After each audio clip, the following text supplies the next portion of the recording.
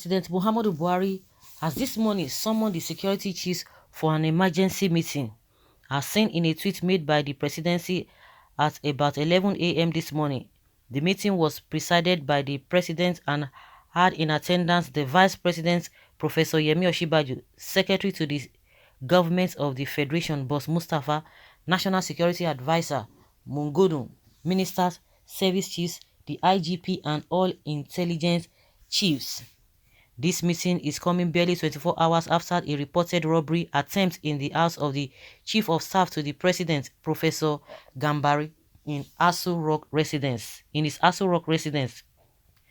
Recall yesterday, a rather shocking news came from the villa that some burglars made it into the house of the Chief of Staff and made away with some amount of money.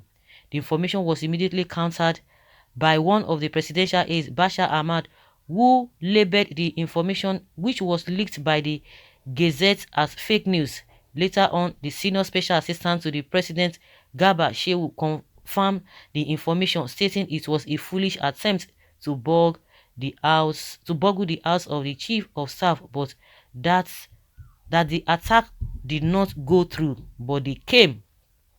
This doublespeak from the presidency has once again shielded Nigerians from knowing the true state of the incident that happened in ASOROCK yesterday. However, the security meeting is still part of the briefing the president has been calling for over 2 weeks now.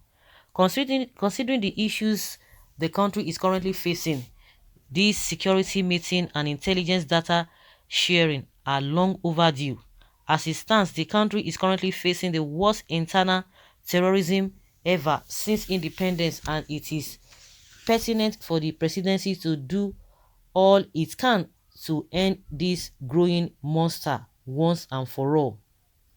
Insecurity, as we know in Nigeria, was very much around the north, where Boko Haram and some pockets of bandits and cattle rustlers had sway. These days, the ESN is even growing more horns in the southeast and some parts of South, with its almost daily attacks on police formations. The security meeting today hopes to find a lasting solution to the issue and chart a way forward for the continuous protection of Nigerians and our sovereignty. Details of the meeting will be made later. Okay. How many meetings have they been holding? How many meetings have they been? They've been holding a lot of meetings, but all to no avail. It's just as a business as usual, just like every other meetings that they've been holding. Nothing is going to come out of it. That is it. Nothing is going to come out of it. Why will such thing happen in the first place? Of course, they are going to deny it. They are going to deny it, but they know that there are facts on ground. But even when things are going wrong, when you are seeing it with your two naked eyes, they will tell you that is not it. When something is black, they will tell you it is white, and we can see it as a different color from what they are making people to making people to believe what they are saying. I think the other day too, when there was an attack, I don't know whether in Southwest, the same thing. The president summoned OSINBAJO and the rest of them. Did that stop the thing from happening, or such thing to happen again? It's happened over and over again. They know what to do. If they don't know what to do, Nigerians have profile solutions to them, but the problem is for them to be able to take it. That is what it is. I don't even know why the whole thing is always like that. They always believe that they know it all and they will be feeling big. You don't know what it is because of what they get, and they are overpaid. These people are overpaid, but what they deliver is nothing to compare with what they get as salaries and allowances. And that is why they want to hold ground to, so that it will look as if they don't know what they are doing.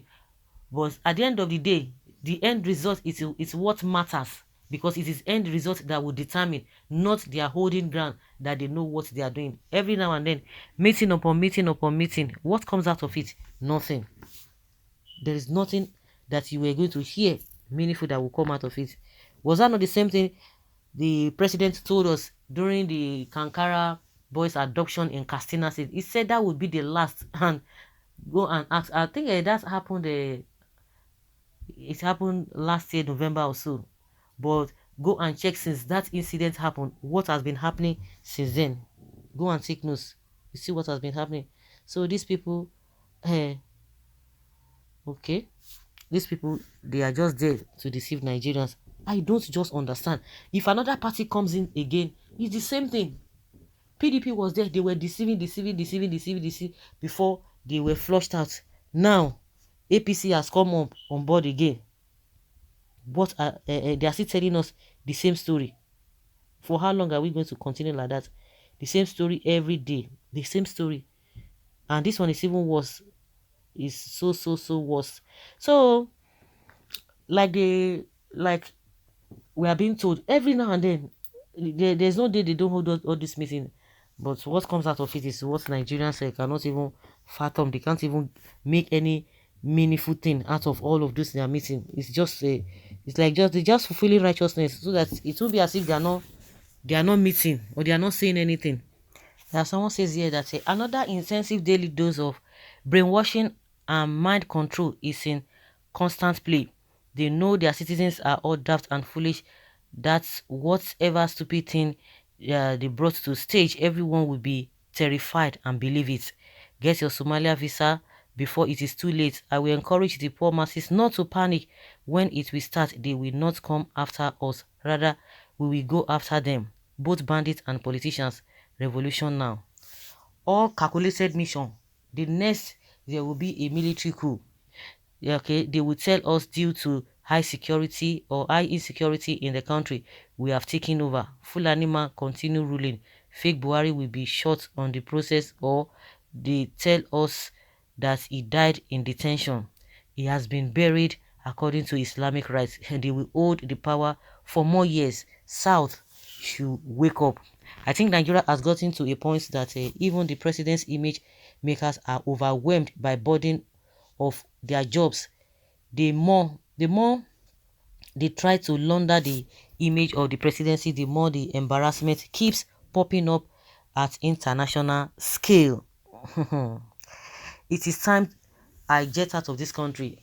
If ASOROCK is not safe, where is now safe in the country? I hereby urge the staff in ASOROCK, including the president, not to take laws into their hands. We assure you that the perpetrators will be brought to book. We are on top of the situation. They should go about their normal business without fear or intimidation of any sort. It's unfortunate Buhari spent 12 years attacking PDP for its inability to solve the numerous problems bedeviling our nation. Now, God has given him the opportunity. What is he doing with it? Everything is complaint and blame game.